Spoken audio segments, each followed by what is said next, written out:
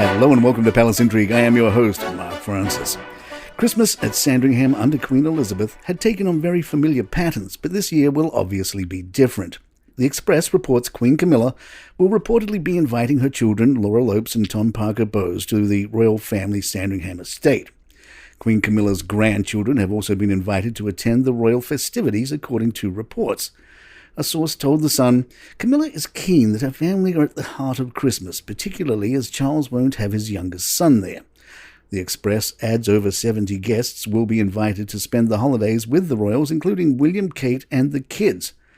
King Charles' siblings will also be there, as well as his nieces and nephews. Also in attendance will be Queen Elizabeth's cousins. The King is expected to mostly ignore Harry and Meghan in his first Christmas message. An insider said, I don't believe he will waste a moment on them, and nor will there be any hidden messages of reconciliation, such as having their framed photo on his desk or including a video clip focusing on them. He will want to use his first 10-minute broadcast to try to galvanize and inspire a country facing numerous problems and hardships, as well as addressing the other Commonwealth nations. Media expert Edward Coram James told The Express Harry and Meghan's failure to examine their own behavior could come back to hurt them in the long term.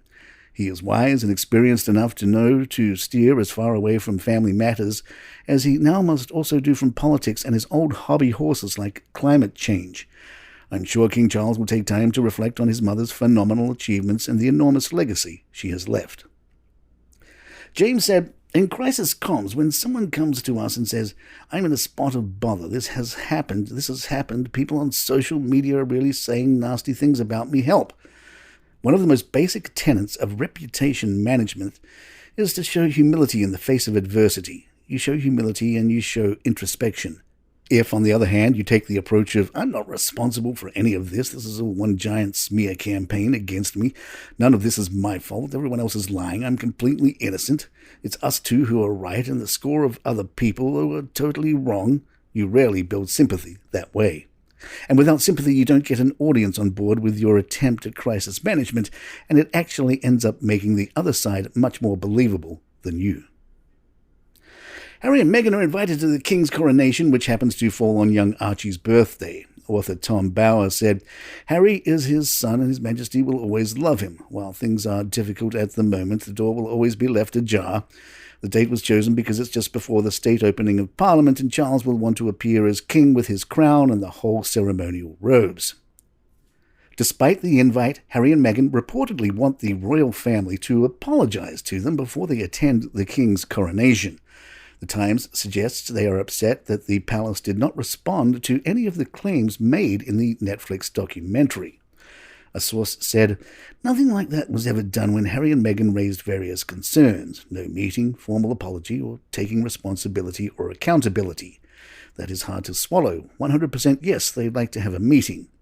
I would argue that their lack of introspection will come back to hurt them from a reputational point of view, from a PR point of view that is so basic that the lack of it feels deliberate.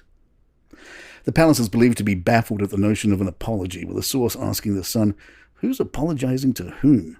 Another added, the king does not want to get involved in a public tit-for-tat. Royal expert Nigel Cawthorne said, it's a bit rich after what they've done. For the king to offer any conciliation would be below the dignity of the crown. Harry doesn't understand that the relationship with his father has changed. And don't forget, we've still got Harry's book, Spare, coming out. So things are only going to get worse. Palace Intrigue will be right back. Omid Scobie, usually perceived as a Sussex ally, wrote for Yahoo under the headline, The palace did brief against Harry and Meghan. What's the point in denying something so obvious? Scobie writes, when I saw a British tabloid article quoting a royal source, that's usually code for someone at the palace who doesn't want to go on the record, insisting that it was absolutely wrong to suggest the Sussexes had been briefed against, I had to reread the sentence a second time just to be sure I wasn't hallucinating. It was gaslighting to the extreme. The reality is people working at the palace did brief against Harry and while they were working royals regularly, and it was hardly a secret either. Palace aides also brief against other royals. with 3 different households back then, Clarence House, Buckingham Palace and Kensington Palace, all with their own teams. It wasn't, and still isn't, uncommon for an aide to look out for their boss by using information about another member of the family from a different household, and usually less senior, as currency to curry favour with the outlets you never want to be on the wrong side of. This doesn't really happen with TV media, but is common with print and online press. Briefing off the record or as a quotable source is by no means a bad thing, and is often used by journalists, including myself. Publicists and representatives for the likes of celebrities, sports stars, politicians, companies and governments all rely on being able to quietly speak to journalists about stories or issues they may not want to go officially on the record for.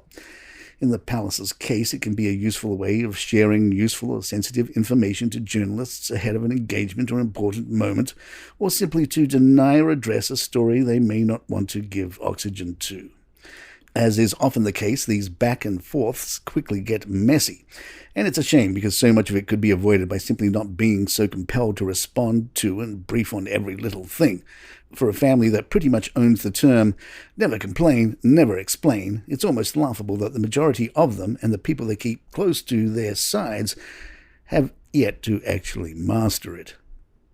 Body expert Judy James tells the Daily Star that Harry transformed into a small distressed child after a text from Prince William during his Netflix doc. Harry's response to the text from William was dramatic and childlike in terms of his body language. Like a small distressed child, he places his fingers over his mouth before holding his arm out fully extended to show it to Meghan, who adopts a more maternal role. His fingers go back to his lips and he rereads, but then we see him in a childlike pose of distress, standing with arms up and his hands holding the back of his head while his belly is fully exposed under his lifted t-shirt. Meghan's response is totally compatible with his childlike look. She stands to wrap her arms around him and rock him gently. And from News 7 Australia, Liz Hurley has denied claims she took Prince Harry's virginity when he was just a teenager. The British actress and model, 57, put the rumour to bed as reports surfaced that Harry will expose an experience in his upcoming memoir. "Not me, not guilty," Hurley told The Times, denying the claims. "No, not me, absolutely not." And there you have it. If you'd like to email us, our address is thepalaceintrigue@gmail.com. Please follow us on Spotify, iTunes, Google Podcasts, wherever you get your favourite shows. I'm Mark Francis. My thanks to John McDermott. This is Palace Intrigue. Good times.